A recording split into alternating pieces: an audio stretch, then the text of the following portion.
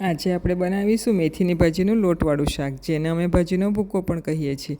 મેથીની ભાજીને ધોઈને ચોપ કરી લીધી છે. ડુંગળી એક અને દૂધીને પણ આપણે ચોપ કરી લઈશું.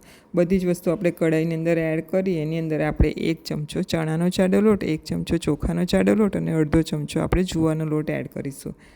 અને પછી આપણે એની અંદર આદુ મરચાંની પેસ્ટ, મીઠું, હળદર, લાલ મરચું પાવડર અને ધાણા જીરું પાવડર અને તેલ નાખીને બધું જ પ્રોપર મિક્સ કરી લઈશું. તેલ થોડું આ શાકમાં વધારે જોઈશે. અને પછી એને ગેસ પર ધીમા તાપે આપણે થવા દઈશું અને વચ્ચે વચ્ચે હલાવતા રહેવાનું છે. તો ફ્રેન્ડ્સ, આ શાક ખાવામાં ખૂબ જ ટેસ્ટી લાગે છે. શાક થઈ જાય એટલે 1 ચમચી સાકર નાખીને થોડીવાર ગેસ પર રાખી પછી ઉતારી લેવાનું છે. તો તમને જો આ રેસીપી ગમી હોય તો મને ફોલો કરજો અને મારી રેસીપીને લાઈક અને શેર જરૂરથી કરજો.